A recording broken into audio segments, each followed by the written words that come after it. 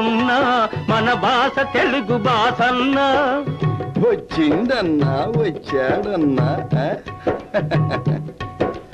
వచ్చిండన్నా వచ్చాడన్నా వరాల తెలుగు ఒకటేనన్నా.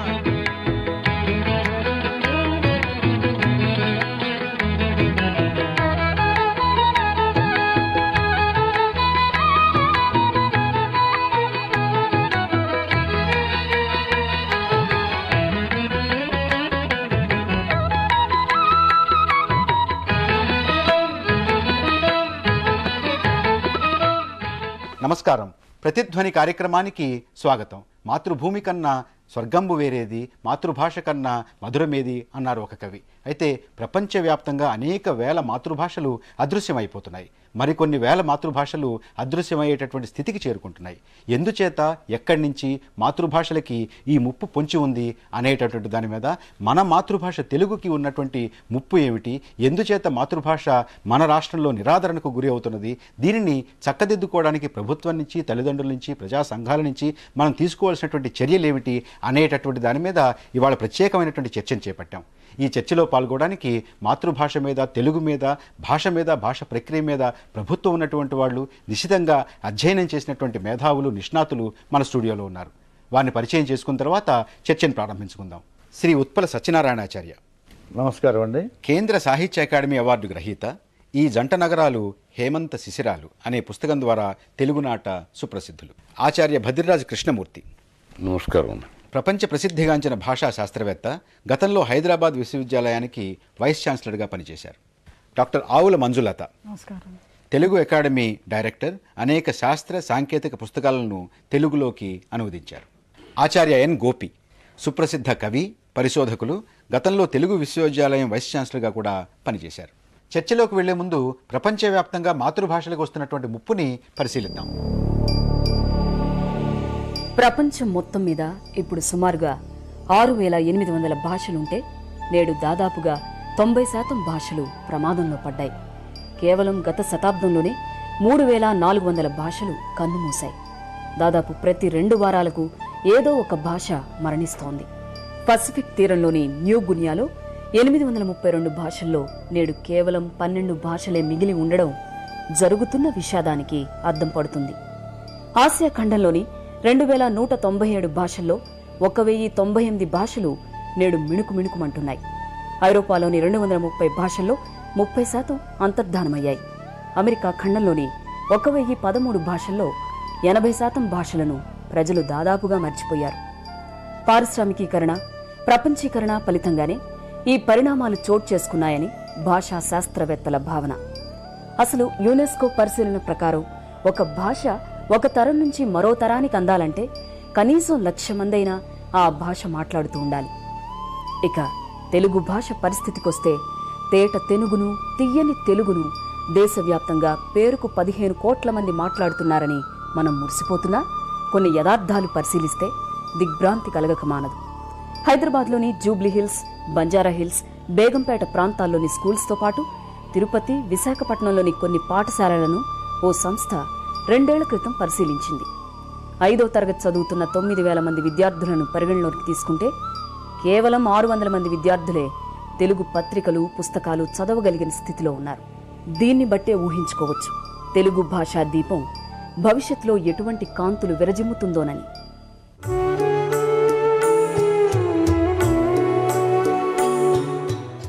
డాక్టర్ భద్రరాజు గారు, ఎందుచేత ప్రపంచవ్యాప్తంగా మాతృభాషా దినోత్సవాన్ని జరుపుకోవాలి అనేటువంటి నిర్ణయం తీసుకున్నారు? 1999లో యునెస్కో జనరల్ కాన్ఫరెన్స్లో తీర్మానం చేశారు, నవంబర్ 17వ తేదీ. ఆ ప్రతిపాదన చేసిన వాళ్ళు బంగ్లాదేశ్ ప్రభుత్వం వారు. ఫిబ్రవరి 21 అంతర్జాతీయంగా మాతృభాషా దినోత్సవంగా ప్రపంచం అంతా జరపాలి అని. బంగ్లాదేశ్లో 1952లో ఫిబ్రవరి 21న ఉర్దూ ఒకటే వాళ్ళకి అఫీషియల్ లాంగ్వేజ్ అయితే బెంగాలీని కూడా గుర్తించాలని చెప్పి చాలా ఆందోళన చేశారు. ఆ ఆందోళన చాలా తారస్థాయికి పోయినప్పుడు ఒక 2-3 పోలీస్ ఫైరింగ్ జరిగింది. దానిలో చాలామంది చనిపోయినారు. అది మార్టిర్స్ డేగా అప్పటి నుంచి వాళ్ళు దాన్ని అనుసరిస్తున్నారు. ప్రపంచంలో 7,000 భాషల దాకా ఉన్నాయి. 7,000 భాషల్లో సహం దాకా చచ్చిపోయినాయి. భాషలు చనిపోవటం అంటే భాషలు మాట్లాడే వ్యక్తులు పోవటం. ఇప్పుడు అమెరికన్ ఇండియన్ లాంగ్వేజెస్ ఉన్నాయి. అమెరికన్ ఇండియన్ లాంగ్వేజ్లో ఇప్పుడు ఒక్కో భాషకి 1-2 ఉన్నారు. వాళ్ళు పోతే ఆ భాషలు పోతాయి. ఓ భాష పోయింది అంటే ఒక సంస్కృతి పోయింది. సంస్కృతిని ఆవిష్కరించేది భాష. అందుకని ఒక నేషనల్ మెమరీ, ఒక కల్చరల్ మెమరీ కూడా పోతుందని చెప్పి ఈ భాషల్ని ఎలాగైనాను తక్కువ మంది వ్యవహర్తలు ఉన్నటువంటి భాషల్ని ఎట్లాగైనా నిలపాలి, వాళ్ళ సంస్కృతి రికార్డు చేయాలని చెప్పి ప్రపంచంలో బ్రహ్మాండమైన ప్రయత్నం జరుగుతున్నది. దాన్ని గుర్తు చేయటం కోసం అని చెప్పి ముఖ్యంగా ఈ బంగ్లాదేశ్లో మార్టిర్స్ డేని ఇంటర్నేషనల్ మదర్ లాంగ్వేజ్ డే. భారతదేశంలో కూడా 61 సెన్సస్లో 1652 మాతృభాషలు ఉన్నాయని అన్నారు. దానిలో 10,000కి తక్కువ మంది ఉన్నటువంటి వాటిని 71 నుంచి వాళ్ళు జాబితాలో పెట్టడం లేదు. అందుకని ఇప్పుడు ఉన్నటువంటి భాషలు 205 ఉన్నాయి. మాతృభాషకి ముప్పు ఎక్కడి నుంచి వస్తుంది?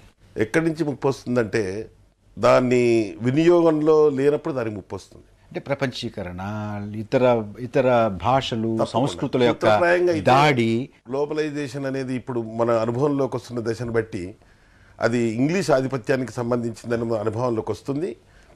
మిగతా భాషలు దాని చెలికత్తెలుగా వాళ్ళ ఇంట్లో మాట్లాడుకునే ధూపదీప నైవేద్యం దశకి దిగజారుతున్నాయి. అవి మన వాళ్ళు కూడా దానికి అమాయకంగా దానికి తాళం వేస్తున్నారని నాకు అనిపిస్తుంది. భాష మా ముందు తరం వాళ్ళకి అదొక బాల్య స్మృతి, మాకు ఒక సవాలు. మన భవిష్యత్ తరం పిల్లలకి అదొక శూన్యం. మన పిల్లల్ని మనం కోల్పోతున్నాం ఇంట్లోనే. మంజులత గారు, ఎక్కడి నుంచి భాషలకు ముప్పు వస్తుంది? లిపి లేని భాషలు ఇప్పటిదాకా చచ్చిపోయాయండి. అంటే లిపి లేనివి తొందరగా పోతాయి. ఆ తర్వాత ఇప్పుడు సైన్స్ పెరుగుతున్న కొద్దీ కొత్త విధానాలు, కొత్త సంస్కృతులు వస్తున్నాయి. వాటికి తగ్గట్టుగా ఇప్పుడు ప్రస్తుతం అయితే కంప్యూటర్కి తగినట్టుగా ఏ భాషనైతే మనం ఎదిగించలేకపోయామో ఆ భాష తొందరగా చచ్చిపోవడానికి అవకాశం ఉంది. ఒక జాతి నాగరికంగా, సంస్కృతి పరంగా అంటే వస్తున్న శాస్త్ర విజ్ఞానం అనండి లేదా నాగరికత అనండి, పెరుగుతున్న కొద్దీ దానికి తగ్గట్టుగా ఆ జాతి ఎదగకపోతే ఆ భాష వాళ్ళు వెనకబడిపోతారు. నేను మీకు చారిత్రకంగా చెప్తాను. వేదాలు కేవలం శృతులు అనేవి ఓరల్గా ఉన్నవే కానీ లిఖిత రూపమే లేదు. లేఖనం అనేది ఉంటేనే భాష బతుకుతుంది, లేకపోతే లేదు అనేది అంత శాస్త్రీయమైనటువంటి అభిప్రాయం కాదు. లిపి ఉన్నటువంటి భాషలు కూడా చనిపోయిన ఉన్నాయి. సంస్కృతం ఈనాడు వాడుక భాష కాదు, దానికి లిపి ఉంది. అందుకని లిపి ఉండటం లేకపోవటం కాకుండా మీరన్నటువంటి గ్లోబలైజేషన్ కూడా నేను ఒప్పుకోను. ఎందుకంటే చైనాలో గ్లోబలైజేషన్ ఉంది, జపాన్లో గ్లోబలైజేషన్ ఉంది, అలానే ఇండియాకు వచ్చింది. ఇండియా గ్లోబలైజేషన్ రావటం వల్ల మన భాషలకు ముప్పు వస్తున్నది అనేది అంత మంచి అభిప్రాయం కాదు. విద్యా విధానంలో ప్రభుత్వం చేసేటటువంటి నిర్ణయాలు కారణం కానీ భాషా వ్యవహర్తల లోపం కాదు, తల్లిదండ్రుల లోపం కాదు, పిల్లల లోపం కాదు. దీనికి ఏ స్థానం ఇస్తున్నాం మనం విద్యా విధానంలో? గోపి గారు, అన్య భాషలు నేర్చి ఆంధ్రంబు రాదంచు, సకిలించు ఆంధ్రుడు ఆ చావెందుకురా. భాష బతకడం లేదని కాదు, బాగా బతకడం లేదని నా ఆరోపణ. బతకడం అంటే ఎవరో మాట్లాడుకుంటుంటారు, అది కాదు. అన్నం పెట్టని భాష బతకదు. దానికి అన్నం పెట్ట ఇప్పుడు మాకు ఇంగ్లీష్ ఆధిపత్యం, మనకు మొదటి నుంచి ఇంగ్లీష్ బానిసత్వం అలవాటైంది. అది ఇష్టం మనకు. ఇంగ్లీష్ మాట్లాడేవాడిని మనం గ్లామరైజ్ చేసాం. మన జెనసిస్లో, మన పునాదుల్లో ఒక ఇంగ్లీష్ బానిసత్వం అనేది నరనరాల్లో జీర్ణించుకుపోయింది. మీరు అన్నారే అన్నం పెట్టని భాషకి ఆధిక్యం ఉండదు, ప్రాధాన్యం ఉండదు సమాజంలో. అది చాలా ఇంపార్టెంట్. ఎందుకంటే భాష నేర్చుకోవడం వల్ల బతకగలం. దీనివల్ల దీని ఉద్యోగాలకిను విద్యకి సంబంధం ఉంది. ఉత్పల్ గారు, గోపి గారు చెప్పినట్టుగా మన భాష అంటే కొంత చిన్న చూపు అనేటటువంటి జీర్ణించుకున్నాయా? తుమ్మల సీతారామూర్తి చౌదరి గారు రాష్ట్ర గానంలో రాశాడు పద్యం, ఇద్దరు తెలుగు వాండ్రు తమ ఇంటివి కష్ట సుఖాల చెప్పుకోనద్దిర మాతృభాష తగదా అని. ఇంకొక పెద్ద రోగమే కద్దు ఆంగ్లము ముఖంబు నెరుంగని శ్రోతముందు దుర్బుద్ధులు కూయుచుందురు పలు పీసుల ఎంగిలి పీసుకుతలను అని తుమ్మల సీతారామూర్తి గారు అన్నారు.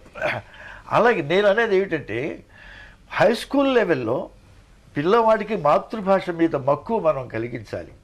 తర్వాత వాడు కాలేజీ విద్యకు వెళ్ళిన తర్వాత వాడు సైన్స్ నేర్చుకుంటాడో, ఏది కంప్యూటర్స్ ఏ తంటాలు పడతాడో వాడు తంటాలు పడతాడు. మాతృభాష మీద మమకారం వాడికి కలిగించాలి. ఇప్పుడు ఇంత గోపి గారు చెప్పి కలిగించాలి అని అంటే, కలిగించేటటువంటి విధానాన్ని రచించేటటువంటి వాళ్ళలోనే ఈ రకమైనటువంటి మమకారం మాతృభాష మీద లేదా? బోధించే వాళ్ళలో కూడా లేదు. బోధించే వాళ్ళలో లేదు, టెక్స్ట్ పుస్తకాలు రాసే వాళ్ళలో లేదు. ఆ భాష మీద మమకారం ఎవరికీ లేదు. తెలుగు భాషలో ఉన్న మాధుర్యం అంతా హై స్కూల్ లెవెల్లో సాధారణంగా రాదు. కానీ రుచిని ఇవ్వచ్చు, మాధుర్యాన్ని అందజేయచ్చు. ఉడుగు పిల్లికి నేర్చుకున్నట్లు తేనె వేసినట్లుగా ఈ భాషా మాధుర్యాన్ని హై స్కూల్ విద్యార్థికి అందజేయవచ్చు. అది జరగటం లేదు. తిరిగి చర్చలోకి వెళ్లే ముందు తెలుగు భాష స్థితిగతుల మీద వివిధ రంగాల ప్రముఖుల యొక్క అభిప్రాయాల్ని తెలుసుకుందాం.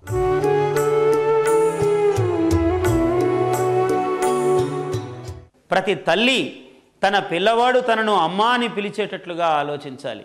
మమ్మీలో అమృతత్వమేది వినరా మా బాబు మాధుర్యము అమ్మా అన్న పదములో కలదురా హా ఎన్నచో విన్నచో. మమ్మీలో అమృతత్వము లేదు, మృతత్వమే ఉన్నది. అమ్మా అనటంలో అమృతత్వం ఉన్నది. ఇది ప్రతి తెలుగు తల్లి తెలుసుకోవాలి. ముందు ఈ మాతృభాషా దినోత్సవం నాడైనా అందరూ కూడా ఏకగ్రీవముగా ఒక ప్రతిజ్ఞను స్వీకరించవలసిన సమయం తప్పకుండా ఈనాడు ఆసన్నమైనది అని నేను సూచన చేస్తూ ఉన్నాను. ఆంధ్ర భాషకు జయోస్తు, ఆంధ్ర జాతికి జయోస్తు, ఆంధ్రులకు జయోస్తు. దక్షిణాది భాషల్లో అన్నిటిలోకి తెలుగు ప్రశస్తమైందని మొదటి నుంచి ఒక నానుడు ఉంది. అటువంటి తెలుగు స్వరాజ్యం వచ్చిన తర్వాత ఉపేక్షించబడింది. చాలా మధురమైన భాషగా ప్రపంచ ప్రసిద్ధిగాంచింది తెలుగు. త్యాగరాజు తన గేయాలన్నిటినీ తెలుగులో రాయడానికి కారణం తెలుగు మధురమైన భాషనే. సంగీతానికి చాలా సూటైన భాష తెలుగు.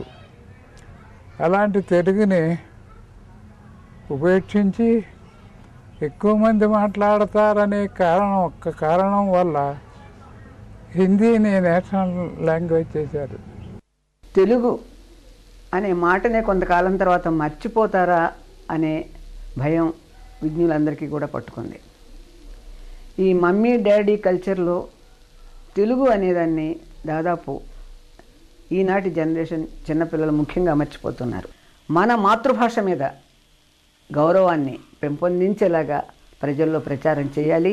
మాతృభాషని ప్రేమించలేని వాడు తల్లిని ప్రేమిస్తాడని కానీ, తల్లిని ప్రేమించలేని వాడు తన దేశాన్ని ప్రేమిస్తాడని కానీ నేను అనుకోను. ముఖ్యంగా దక్షిణ భారతదేశంలో అనేక ప్రాంతాలకు కచేరీలకు కానివ్వండి, కార్యక్రమాలకు కానివ్వండి వెళ్ళడం జరుగుతున్నప్పుడు కొన్ని సభలను చూసినప్పుడు నాకు చాలా ఈర్ష్యగా ఉండేది ఏమిటంటే, ఆయా భాషలకు సంబంధించిన వాళ్ళు వాళ్ళ భాషకి ఇచ్చేటటువంటి ముఖ్యత్వాన్ని మరి తెలుగువారు ఎందుకు ఇవ్వట్లేదు అని ఆలోచించినప్పుడు చాలా బాధ వేస్తుంది నాకు.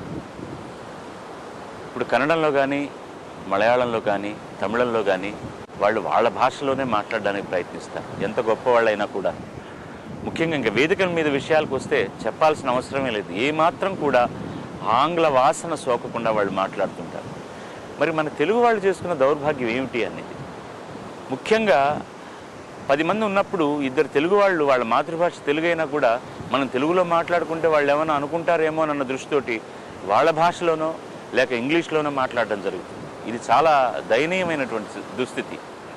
ముఖ్యంగా ఇది చూసే కదా పిల్లలందరూ కూడాను ఇంగ్లీష్లోనో మరో భాషలోనో మాట్లాడడం నేర్చుకుంటున్నారు. సెకండ్ లాంగ్వేజ్గా తెలుగు కంపల్సరీగా, అంటే సెకండ్ లాంగ్వేజ్గా హిందీ కానీ ఇంగ్లీష్ కానీ ఏదైనా ఉన్నా కూడాను తెలుగు రాయడం చదవడం వచ్చి తీరాలి అన్నది కరికులంలో ఒక కండిషన్గా పెట్టాలి. లేకపోతే కొన్నాళ్ళకి తెలుగు భాష మాట్లాడే వాళ్ళు చాలా కరువైపోతారేమో వేదిక మీద అన్నంత భయం వేస్తుంది నాకు.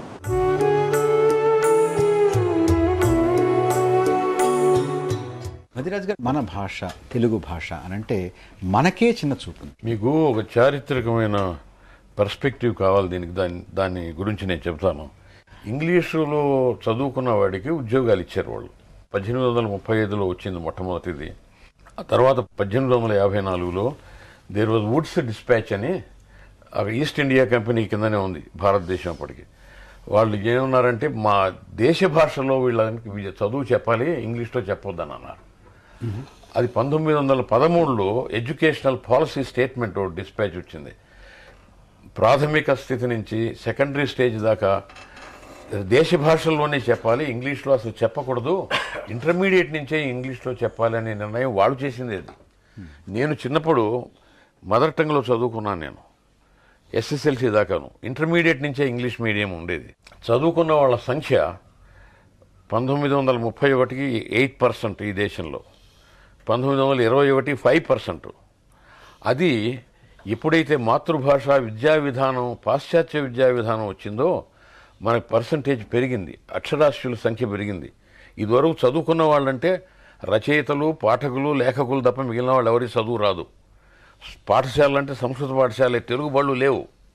తెలుగుబడి ఉన్నట్టుగా ఎక్కడ సాహిత్యంలో ఎక్కడా లేదు, తెలుగుబడి ఉన్నట్టుగా హిస్టారికల్ ఎవిడెన్స్ ఏం లేదు. అందుకని ఎడ్యుకేషన్ సిస్టమ్ వాళ్ళు తీసుకొచ్చి పెట్టినప్పుడు మాతృభాషలోనే పెట్టాలని నిర్ణయం చేసిన వాళ్ళు ఇంగ్లీష్ వాళ్ళు. కొఠారి కమిషన్ రిపోర్ట్లో యూనివర్సిటీ లెవెల్ దాకా మాతృభాషలోనే ఉండాలని చెప్పారు.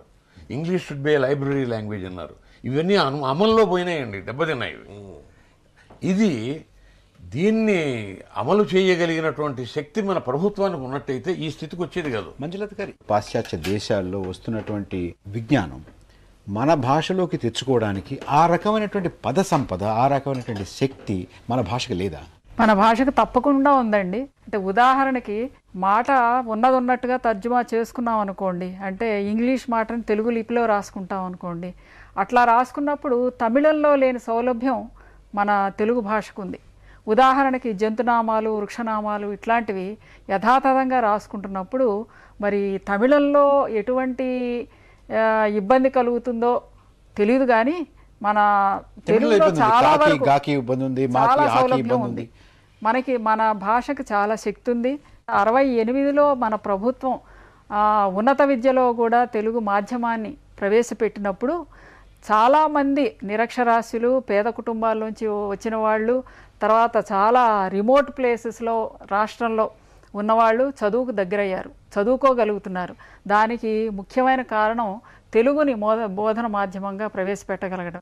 తెలుగు భాష మాధుర్యం, తెలుగు భాషలో మాధుర్యం అంతా దాని సాహిత్యంలో ఉంది. పోతన గారి భాగవతం అది చదవకపోతే వాడు అసలు తెలుగు వాడే కాదు. నీ పాద కమల సేవయు నీ పాదార్చకులతోడి నెయ్యమును నితాంత పారభూత దయయును తాపసమల్దారా నాకు దయసేయగదే.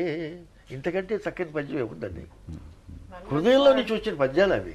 ఎవ్వని చేయనించు జగము ఎవ్వని లోపల నుండు లీనమై ఎవ్వని యందుడిందు పరమేశ్వరుడెవ్వడు మూల కారణం వెవ్వడు అనాది మధ్యలయుడెవ్వడు సర్వము తానయైన వాడెవ్వడు వాని ఆత్మభవు లే శరణంబు వేడెద. పూర్వకాలంలో హై స్కూళ్ళలో ప్రార్థన పద్యం అంటే ఈ పద్యం చదివేవాడు. మంజులత గారు, ఎందుచేత ఇంత మాధుర్యాన్ని మనం కోల్పోతున్నాం? పెద్దలందరూ చెప్పినట్టుగా బతుకు తెరువు ఇస్తున్నది ఏమిటి? ఆ బతుకు తెరువు ఇస్తున్నది ఇంగ్లీష్ చదువు.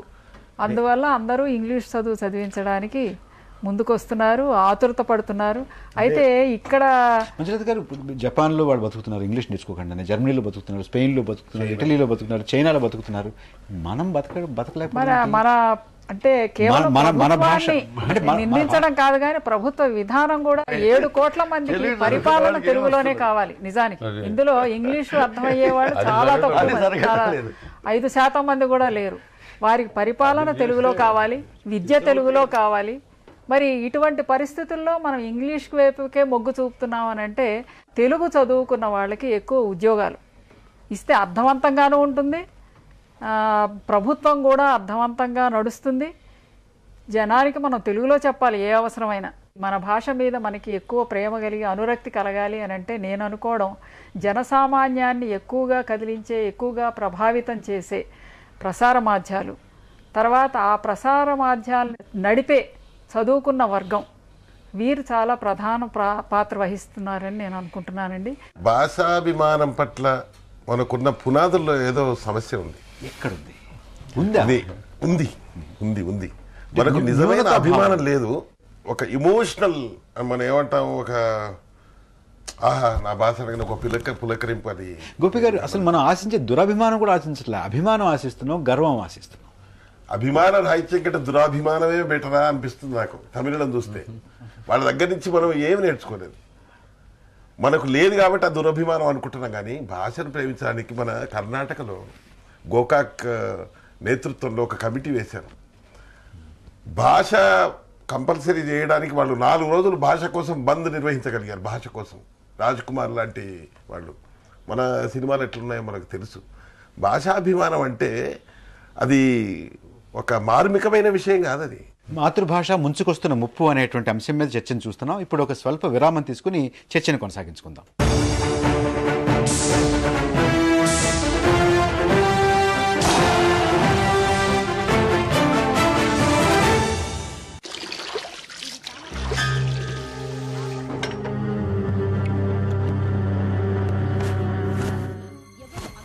ఈ సమస్య చిటికలో వదిలిపోయింది, కానీ ఎయిడ్స్ అలా కాదు. హెచ్ఐవి ఎయిడ్స్ను పొరపాటును కూడా ఇంటి ఛాయలకు రానేకండి. విశ్వాసానికి చేరవకండి, ఎయిడ్స్ కాదు. మరింత సమాచారం కోసం సంప్రదించండి. Post box number 5, Lajpat Nagar, కొత్త ఢిల్లీ 24.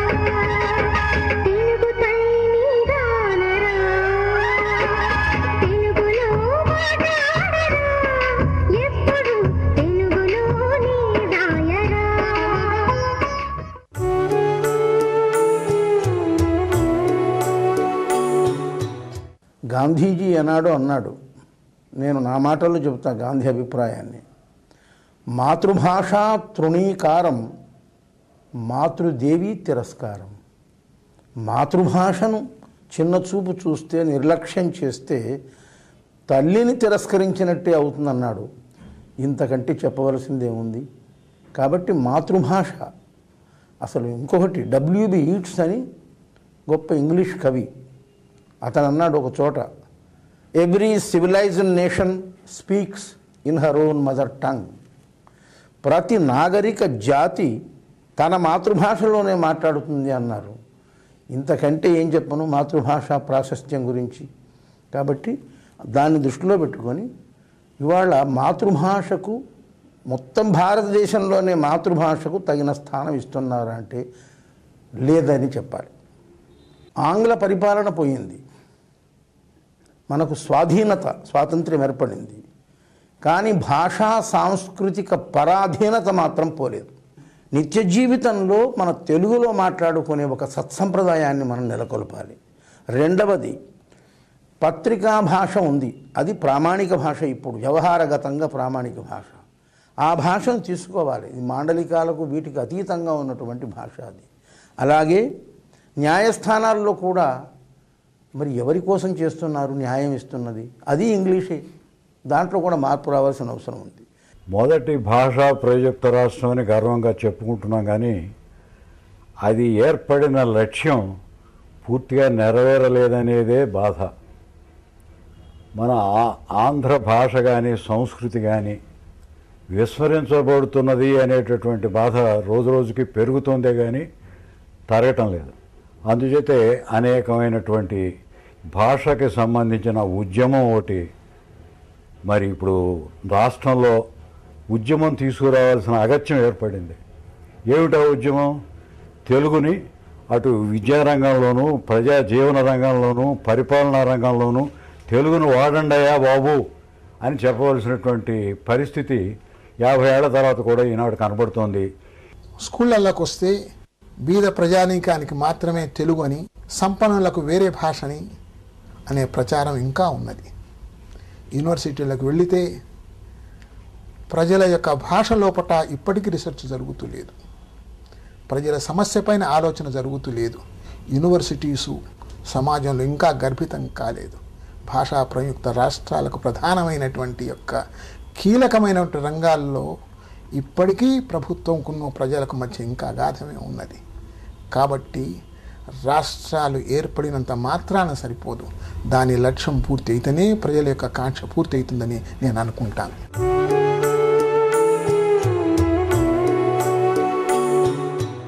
మాతృభాషకు ముంచుకొస్తున్నటువంటి ముప్పు గురించి చర్చించడానికి మరొక ఇద్దరు నిపుణులు మన స్టూడియోకి వచ్చారు. శ్రీ రాళ్లబండి వెంకటేశ్వరరావు, ఆర్వీగా సుప్రసిద్ధులైనటువంటి అనువాదకులు. 100కు పైగా రష్యన్ సాహిత్యంలోని ఉత్తమ గ్రంథాలను తెలుగులోకి అనువదించారు. ఆచార్య కొలకులూరి ఈనాక్, సుప్రసిద్ధ కథా రచయిత. గతంలో శ్రీ వెంకటేశ్వర విశ్వవిద్యాలయానికి వైస్ ఛాన్సలర్గా పనిచేశారు. ఈనాక్ గారు, మీతో ప్రారంభిద్దాం. మనం మన భాషలో మాట్లాడాలి. మన పిల్లలు మన భాషలో చదువుకునేటట్టు చేయాలి. మన భాషలో చదువుకున్న మన పిల్లలకి మంచి ఉద్యోగాలు ఇచ్చే అవకాశాలు ఉండాలి. వాళ్ళు ఇతర దేశాలకు పోవాలనే వ్యామోహంతో ఉన్న వాళ్ళని కాకుండా మిగతా వాళ్ళు ఈ భాషలో చదువుకునేటట్టు చేయాలి. కార్యకలాపాలన్నీ కూడాను ప్రభుత్వం చేసేవి తెలుగులోనే కొనసాగుతూ ఉండాలి. తెలుగుకి ఒక ప్రత్యేకమైనటువంటి స్థానం వచ్చే స్థితిలో అటు ఇంగ్లీషు ప్రభావంతో కానీ ఇటు సంస్కృత ప్రభావంతో కానీ తెలుగుని ఇబ్బంది పెట్టకుండా ఉండేటటువంటి రచనలు, పాఠ్యాంశాలు ఉండాలి. ఆర్వీఆర్ గారు, తెలుగు ఇతర భాషల నుంచి జరుగుతున్నటువంటి శాస్త్ర సాంకేతిక పరిణామాలు, అభివృద్ధి, వాటిని మన భాషలో తెలుగులోకి తెచ్చుకోవడానికి ఆ రకమైనటువంటి శక్తి, పద సంపద ఉన్నాయా మన భాషకి? బ్రహ్మాండంగా ఉన్నాయని జేబీఎస్ హాల్డేని ఎప్పుడో చెప్పాడు. తెలుగు భాషకి ఎంతో శక్తి ఉన్నది. ఎన్ని పారిభాషిక పదాలనైనా ఇముడ్చుకోగలదు, కొత్త వాటిని సృష్టించగలదు.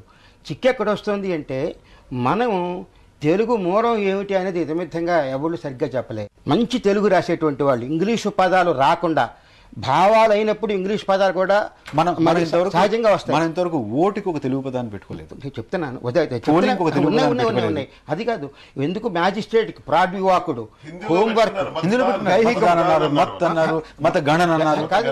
హోంవర్క్, గైహికము, ఇట్లాంటి పదాలు ఉన్నాయి. మన కందుకూరి వీరేశలింగం గారు రాశారు, అందులో కూడా ఉన్నాయి. అట్లాంటి అక్కర్ లేకుండా కూడా ఈనాడు వాడుక భాషలోనే చక్కటి పదాలు కూర్చున్నటువంటి కుటుంబరావు గారి శైలి చదివితే వచనంలో ఆయన సంస్కృతి వ్యాసాలు, చరిత్ర వ్యాసాలు, ఇంగ్లీషు మాటలనేవి లేవు. రెండవది, తెలుగులో ఇంత చక్కగా భావాన్ని చెప్పగలరా అని అనిపిస్తుంది మనకి. అందుకే అంత పదునుగా తెలుగుకి ఆ పదును ఉన్నది. ఆ పదును ఏమిటైంది మనం గమనించలేకపోతున్నాం. ఎందుకనంటే మొట్టమొదటంతా కూడా సంస్కృతమే అనుకున్నాం.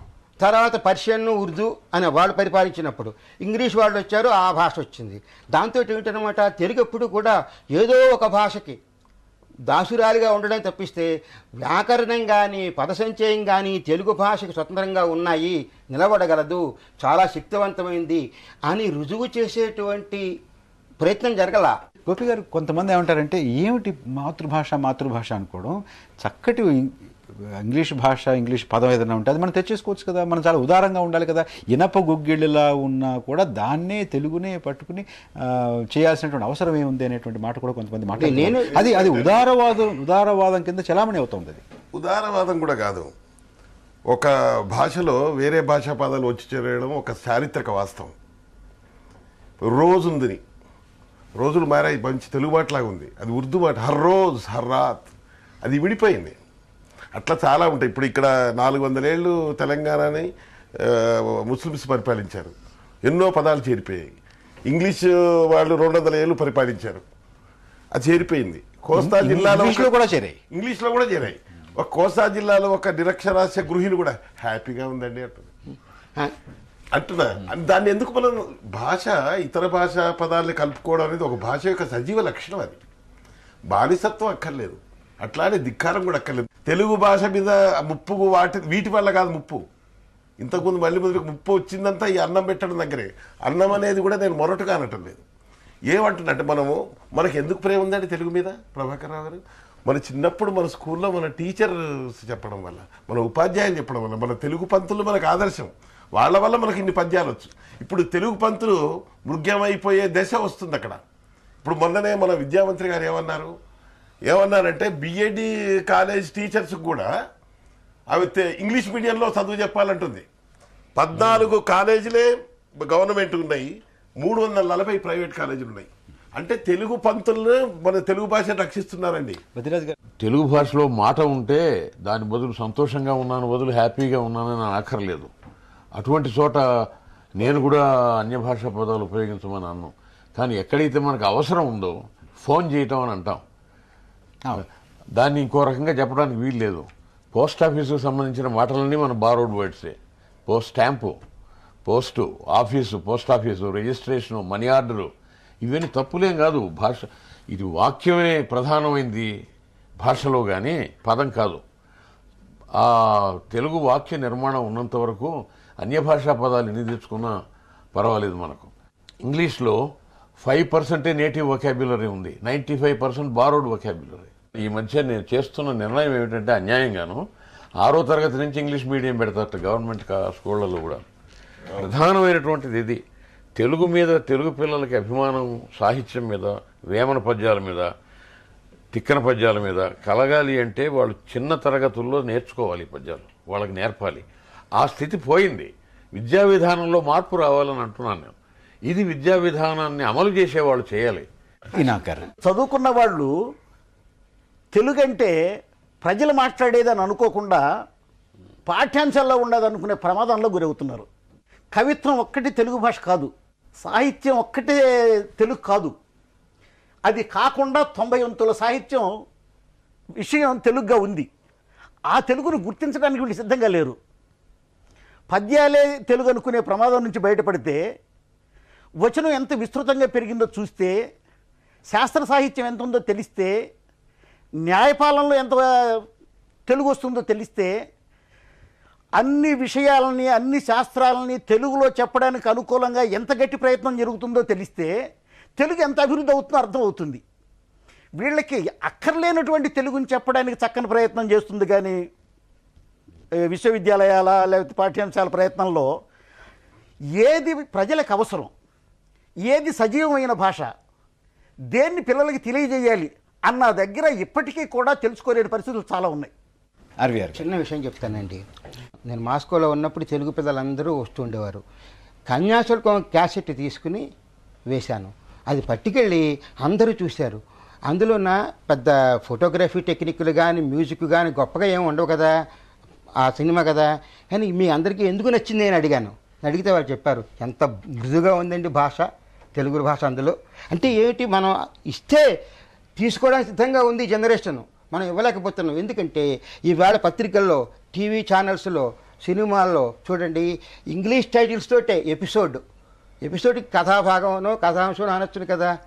అలాగే స్పాన్సర్. ఇప్పుడు ప్రతి తెలుగు సినిమాకి ఆ పేరుకి ఒక ఇంగ్లీష్ సబ్టైటిల్ కూడా ఇస్తున్నారు. ఇప్పుడు వాళ్ళు అందుకోవడానికి సిద్ధంగా ఉన్నారు, అభివృద్ధి చేయడానికి సిద్ధంగా ఉన్నారు. మాతృభాష ముంచుకొస్తున్న ముప్పు అనే అంశం మీద చర్చను చూస్తున్నాం. ఇప్పుడు ఒక చిన్న విరామం.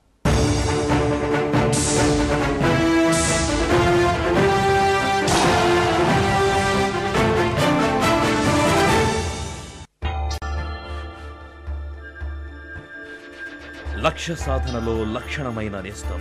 ఈనాడు విజ్ఞాన సర్వస్వం చదువు. తరగతి గదిలో చెప్పనివి, తలపుల మదిలో తట్టనివి. ఉజ్వల భవిష్యత్తుకు ఉత్తమ గైడు సమగ్ర విజ్ఞాన భాండాగారం ఈనాడు చదువు ప్రతి సోమవారం.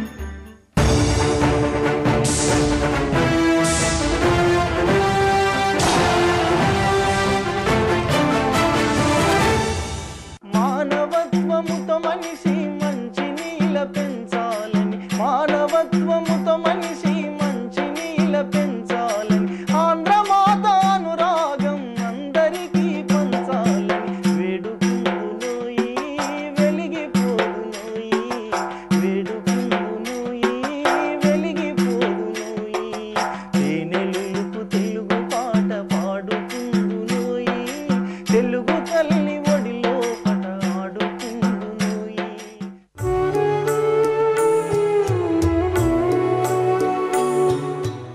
ప్రపంచ భాషల్లో ఇంగ్లీషు ఎంత వినిమయ భాషయో తెలుగు కూడా అంత వినిమయ భాషే. అయితే ఈరోజు త్రిభాషా సూత్రంలో మాతృభాషను చదువుతున్నారు విద్యార్థులు, యువతరం. హిందీ భాషను చదువుతున్నారు, ఇంగ్లీష్ భాషను చదువుతున్నారు. ఇంగ్లీషు చదివితే ప్రపంచానికి సంబంధించిన పరిజ్ఞానాన్ని అందుకోవచ్చు. ఇంగ్లీషు మోజులో పడి తెలుగును మర్చిపోవడం అనేది కాకూడదు. దేశాంతరాల్లో ఉన్న, ఆంధ్రప్రదేశ్లో ఉన్న తెలుగు తీయదనాన్ని జీవితాంతం జ్ఞాపకం అట్టి పెట్టుకోవాలి. ఇంగ్లీషును నేర్చుకోండి, ప్రపంచాన్ని జయించండి, కానీ తెలుగు భాషను మాత్రం మర్చిపోవద్దు. నాలుక మీద ఆ తేనెను ఎప్పుడూ మధురంగా పలకాలనే ఉద్దేశ్యం తెలుగువారి హృదయంలో పెంచాలి. తెలుగు భాషలో వెలుగు, సాహిత్యంలో వెలుగు, నుడికారంలో వెలుగు. హిందీ మాట్లాడే వాళ్ళ సంఖ్య ఎక్కువ అని మనం అనుకుంటున్నాం, కానీ నిజానికి హిందీ ఒక భాష కాదు. వ్రజీ, ఖడీ బోలి ఇట్లా భిన్న భిన్నమైనటువంటి మాండలికాలు అన్నీ కలిపి అది పెద్ద భాష అనుకుంటున్నారు. ఈ రకంగా చూసినప్పుడు అన్నిటికంటే పెద్ద భాష భారతదేశంలో తెలుగే. కాబట్టి నిజానికి భారతదేశానికి మొత్తానికి కూడా రాజభాషగా చేయవలసినటువంటి అధికారం తెలుగుకు ఉన్నది. అయినా ఈ దుర్గతి తెలుగుకు ఎందుకు పెట్టింది? ఇటీవల తమిళాన్ని క్లాసికల్ లాంగ్వేజ్ అని ప్రకటించారు. అలా ప్రకటించడానికి ఏవైనా కొన్ని రాజకీయ కారణాలు ఉండి ఉండవచ్చు. ఆ విధంగా తెలుగును ఎందుకు ప్రకటించలేకపోయారు అంటే తెలుగు పట్ల ఉన్నటువంటి నిరాదరణే కారణము అని తెలుస్తున్నది. మాతృభాషను తొంగలో తొక్కి మిగతా భాషలను గౌరవించడం అన్నటువంటిది సరైనటువంటి విషయం కాదు. ఎంతకాలం అయితే మనం తెలుగును పోషించగలుగుతామో అంతకాలమే తెలుగుతో వాళ్లకు సాంస్కృతికమైన జాతీయమైన అనుబంధం ఉంటుంది. అందువల్ల తప్పనిసరిగా ఒక మహత్తరమైన పరివర్తన ఉద్యమం రావాల్సిన అవసరం ఇవాళ ఉంది. ఇప్పుడు ఈ రోజున ప్రచురణకర్తలు వీళ్ళు కూడా తెలుగులో పుస్తకాలు సాహిత్యపరమైనవి, సంస్కృతిపరమైనవి ఇవన్నీ వేయటం తగ్గిపోయింది. అసలు పుస్తకాలు చదవటం అలవాటు తగ్గిపోవటంతో ఏదో మామూలుగా జనరల్ నాలెడ్జి ఇలాంటివి నేర్చుకోవటం, తర్వాత పరీక్షలకి వాటికి ఏమన్నా ఉపయోగపడటం, లేకపోతే ఈ క్విజ్జులు ఇలాంటివన్నీ పెట్టడం, ఇవన్నీ ఈ క్విజ్జులు కూడా తెలుగులో పెట్టడం చాలా అవసరం అనిపిస్తుంది.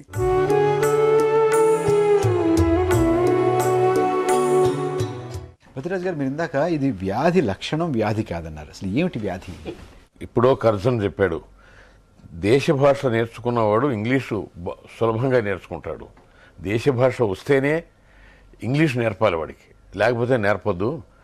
ఫస్ట్ లాంగ్వేజ్ ఎవడైతే లక్షణంగా నేర్చుకుంటాడో, క్షుణ్ణంగా నేర్చుకుంటాడో అటువంటి వాడు రెండో భాషని ఇంకా సులభంగా నేర్చుకోగలడు. అందుకని ఆ భాషను మీరు మాంచి ఇంగ్లీష్ వాళ్ళని ఎత్తిన రుద్దుతున్నారు, ఇది అన్యాయం అని 1905లో చెప్పాడు కర్జన్. దీనికి కారణం తల్లిదండ్రులు అంటాడు. ఎందుకంటే ఇంగ్లీషు వల్ల భుక్తి గడుస్తున్నది, ఉద్యోగాలు వస్తున్నాయని చెప్పి తల్లిదండ్రులు పిల్లల్ని ఇంగ్లీష్ మీడియంలో పెడుతున్నారు, ఇది అన్యాయం ఇది అని ఇంగ్లీష్ వాడు చెప్పాడండి. ఇది కర్జన్, గవర్నర్ జనరల్. అందుకని ఏంటంటే వ్యాధి లక్షణం. ఇప్పుడు మనం ఇందాక మాట్లాడుతున్నాం, తెలుగు చాలా బ్రహ్మాండమైనటువంటి భాష, తెలుగులో నుడికారం ఉంది, తెలుగు మాట్లాడగలిగిన వాళ్ళు చాలామంది ఉన్నారు, తెలుగులో మంచి రచనలు ఉన్నది. అయినా తెలుగు ఎందుకు ఈ దుస్థితిలో ఉన్నది అనటానికి కారణం విద్యా విధానంలో దాన్ని అమలు చేసేటటువంటి తీరు ఎవరి చేతిలో అయితే ఉందో. ఆయన ఇందాక మీరు మంజులత గారు పుస్తకాలు రాస్తారు కానీ పాలసీ డెసిషన్ చేయలేదు. వాళ్ళు నిర్ణయం సరిగ్గా చేయాలి. పతిరాజు గారు, అంటే మాతృభాషలో ఆలోచించడం, మాతృభాషలో చదువుకోవడం, మాతృభాషలో వ్యక్తీకరించడంలో ఉన్నటువంటి పెంపొందేటటువంటి సృజనాత్మకత మరొక భాషలో నేర్చుకుంటే ఉండదు అనేటటువంటి దానికి మనం మనం మన మన యొక్క పాలకుడికి నచ్చ చెప్పలేకపోతున్నామా? స్వామి, ఇది ఏనాడు కొఠారి కమిషన్ రిపోర్టు మీరు చదివితే ఎందుకు మదర్ టంగ్లోనే యూనివర్సిటీ దాకా చెప్పడానికి దానిలో ఉన్నది ఎడ్యుకేషన్ సైకాలజిస్ట్ చెప్పింది. ఇది కొత్త విషయం కాదు. ఇది 20 ఏళ్లలో వచ్చినటువంటి మార్పు. ఇది ఈ 20 ఏళ్లలోనూ జరుగుతున్నది ఏమిటంటే, కంప్యూటర్ సైన్స్ నేర్చుకున్నా లేకపోతే ఇంగ్లీష్ చదువుకున్నా, ఇంగ్లీష్ మీడియం చదువుకున్న వాళ్ళు అమెరికా వెళ్తారు. అమెరికాలో ఇప్పుడు మన 1 బిలియన్లో ఎంతమంది వెళ్తారండి, కోటికి ఎంతమంది వెళ్తారు? దానికోసం విద్యా విధానం మారుస్తాం, అందుకని ఇంగ్లీష్ మీడియం తీసుకొస్తాం. ఇంగ్లీష్కి ఇవ్వాల్సినటువంటి ప్రాధాన్యం ఇవ్వాలి. అంటే మన పోటీ తట్టుకోలేమేమో. కేవలం తెలుగులో చెప్తే, తెలుగులో చదువుకుంటే ఏమైపోతాడు? అది అన్యాయం. అది అపోహ ఉంటుంది. నాకు మీరందరూ మాట్లాడితే ఒక పాయింట్ చెప్పాలనిపించింది. తెలుగు మీద అభిమానం కింది వాళ్ళందరికీ ఉందండి. పల్లెల్లో ఉంది. పోతన రాసిన భాషను వరంగల్ పల్లెల్లో మాట్లాడుకుంటారు, పల్లెల్లో ఉంది. తర్వాత ఈ పరిపాలన భాషల్లో, జిల్లా పరిషత్తుల్లో, కింది ఆఫీసుల్లో ఫైల్స్ తెలుగులో యూడీసీ వీళ్ళ లెవెల్ అద్భుతంగా తెలుగులో ఫైల్స్ రాస్తారు. ఎక్కడుందంటే కీలకము ఘనత వహించిన సచివాలయంలో ఉంది. ఐఏఎస్ ఆఫీసర్లకు తెలుగులో రాయటం ఇష్టం లేదు. రాదు వాళ్ళకి రాదు. వాళ్ళ అవసరం హైకోర్టులో ఉంది. హైకోర్టులో ఉంది. ఎన్టీఆర్ ఇంగ్లీష్లో ఫైల్ వస్తే నేను సంతకం పెట్టను అనేవాడు. అంత మొనగాడు మళ్ళీ ఈ దేశంలో పుడతాడు. తెలుగు నేను సంతకం పెట్టను అనేవాడు. ఫైల్ తెలుగులో వచ్చేది. అది ఒక స్ఫూర్తి, పెద్ద స్ఫూర్తి. అది మన చట్టాలు తెలుగులో ఉండలేదు, మన న్యాయస్థానంలో తీర్పులు తెలుగులో ఉండడం లేదు. మనకు వచ్చేటటువంటి ప్రభుత్వ చదువురాని వాళ్ళు వాది ప్రతివాదిగా ఉంటారు. వాళ్ళకేమీ తెలుగుతో సంబంధం లేకుండా మొత్తం కేసు అంతా జరిగిపోతుంది. వాడి చివరికి జైలు శిక్ష వేసినా లేదే మన చివరికి మన ట్రాఫిక్ సిగ్నల్స్ లో కూడా తెలుగు ఉండడం లేదు.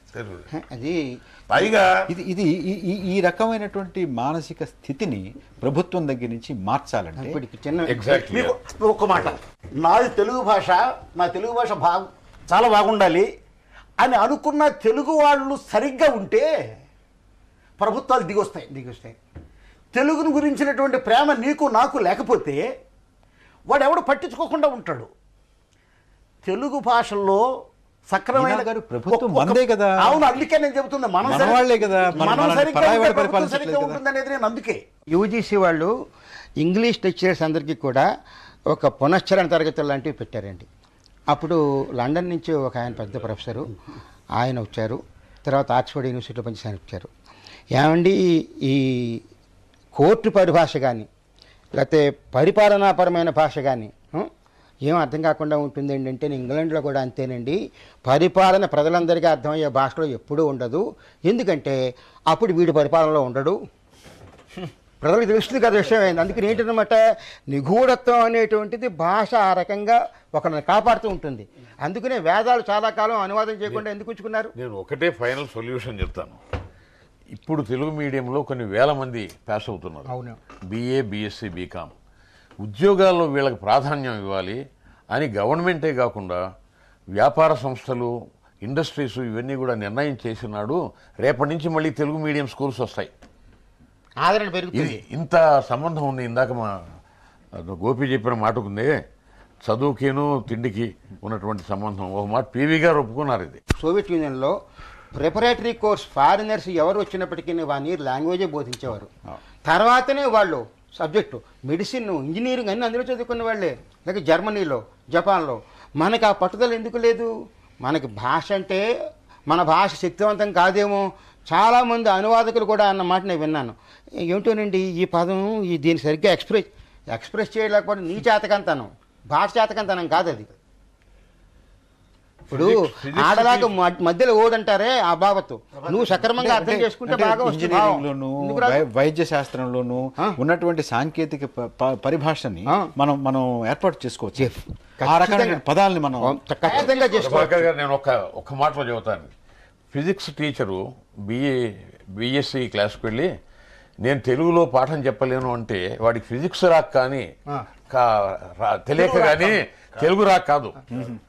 తెలుగువాడు మాతృభాష అయిన వాడు తెలుగులో రాంగ్ సెంటెన్సెస్ కాన్స్టిట్యూట్ చేయలేడు. ఇంపాసిబుల్ అది. అందుకని ఫిజిక్స్ సబ్జెక్టు వాడు రాక ఆ మాట అంటున్నాడని అనాలి. అంతే, కరెక్ట్. అంతే, నీ చేతకంతానే అంటాను నేను. అది భాషా లోపం కాదు. ప్రభుత్వాల్లో ప్రజల ప్రాధాన్యం చాలా ఉంది. వాళ్ళు తీసుకునే నిర్ణయాల వల్ల ప్రభుత్వాలు ఏర్పడతాయి. ప్రభుత్వం ఈ పని చెయ్యాలని నిర్ణయం తీసుకుంటే ఆ పని చేయవలసింది ప్రజలే. ప్రజల్లో ఎక్కడైనా ఏమైనా చేతకంతనం ఉంటే అది ప్రభుత్వాల మీద ప్రతిబింబిస్తుంది. ఈ ప్రతిఫలనం వలన వచ్చేటటువంటి ప్రమాదాలు మనం ఎదుర్కొంటున్నాం. అది రాకుండా చేయడానికి ప్రభుత్వం చేత పని చేయించగలిగినటువంటి ప్రజా సమూహాలు ఖచ్చితంగా గట్టిగా నిలబడితే పని జరుగుతుంది. అంటే భాష గురించి ప్రజలు ఉద్యమించాల్సినటువంటి చక్కగా చెప్పారు. ఇప్పుడు వాళ్ళకి అజ్ఞానం ఉన్నప్పుడు ఏం చేయాలి? వాళ్ళు నిద్రపోతున్నప్పుడు వాళ్ళు మేలుకొల్పాలి.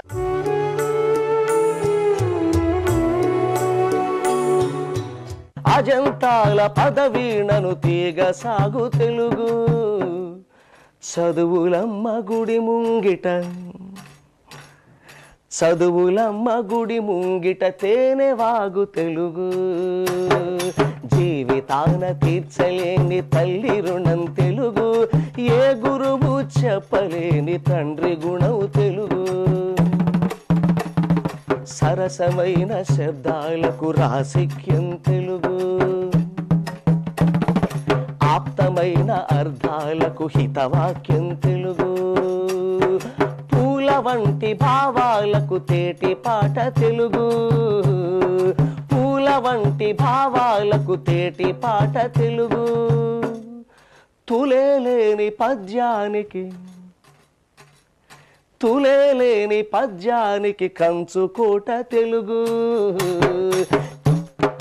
జీవితాన తీర్చలేని తల్లి రుణం తెలుగు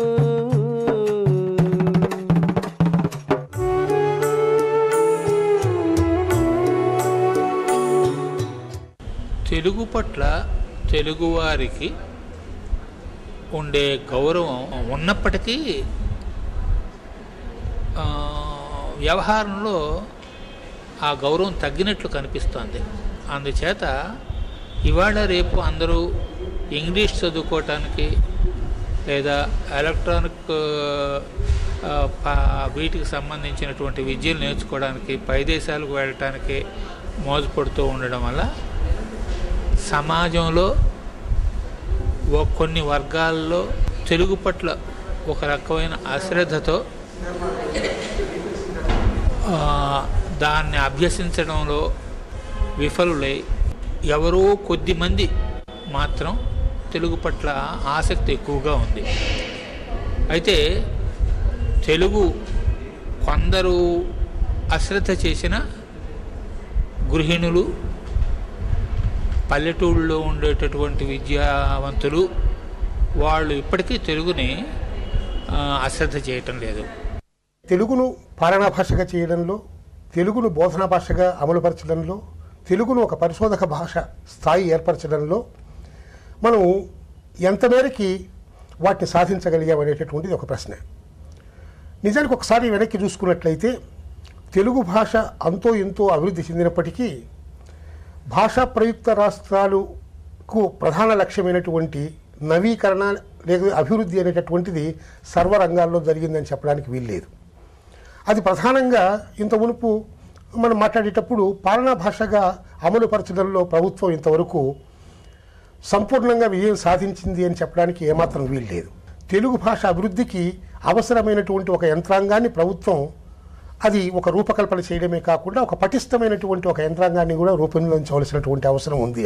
అది మంత్రిత్వ శాఖ లేకపోతే ఒక భాషా విధానం మీద ఒక స్పష్టమైనటువంటి ఇదో ఇన్నేళ్లలో ఇది సాధిస్తాము అనేటటువంటి ఒక విధాన పత్రమా లేకపోతే ఒక శ్వేతపత్రమా అనేటటువంటిది కూడా ఆలోచించవలసినటువంటి అవసరం ఉంది.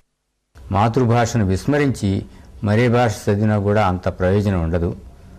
పిల్లలకు మనం స్కూలు స్థాయి నుంచే 1వ తరగతి నుంచే మాతృభాషని మనం చక్కగా వాళ్లకు అబ్బేటట్టు చేయడం అనేది మన విద్యుక్త ధర్మం అని చెప్పి నేను భావిస్తున్నాను.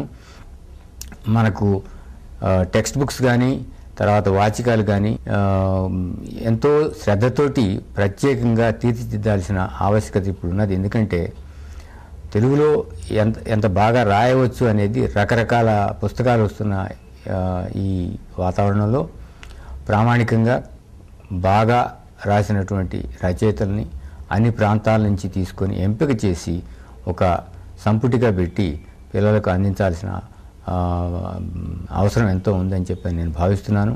తెలుగులో రాయాలి, తెలుగులో రాయడం నేర్చుకోవాలి, తెలుగులో పరిశ్రమ చేసి తెలుగును పెంపొందించుకోవాలి అని చెప్పనేది విద్యుక్త ధర్మంగా ప్రతివాడు కూడా అది తీసుకోవాల్సిన అవసరం ఎంతో ఉంది. బెంగాలీలు వాళ్ళు ఎంత ఇంగ్లీష్లో ప్రావీణ్యత ఉన్నా వాళ్ళ భాషలో వాళ్ళు రాస్తూ ఉంటారు. మలయాళీలు వాళ్ళు ఇంగ్లీష్ ప్రావీణ్యత ఎంతో బాగా ఉన్నా సరే వాళ్ళు మళ్ళా రాయడానికి వచ్చేసరికి మలయాళీలోనే రాస్తూ ఉంటారు. ఈ ఉభయ భాషా ప్రావీణ్యత అనేది మనం కూడా అలవర్చుకోవాలి అని చెప్పని నాకు తోస్తుంది. ఇటీవల కాలంలో తెలుగు భాషకు కొంత అన్యాయం జరుగుతున్నది. ముఖ్యంగా పరిపాలనలోనూ, స్కూళ్ళలోనూ, ఇంకా టెలివిజన్లోనూ ఇతర చోట్ల తెలుగుని సరిగ్గా వాడటం లేదు.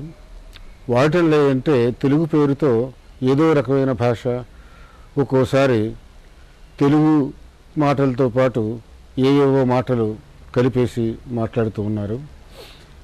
ఇది ఇట్లాగే వదిలేస్తే తెలుగు చదవటం మానేసి కేవలం ఇతర భాషలు చదువుతూ అదే తమ భాష అనుకునే ప్రమాదం ఉంది.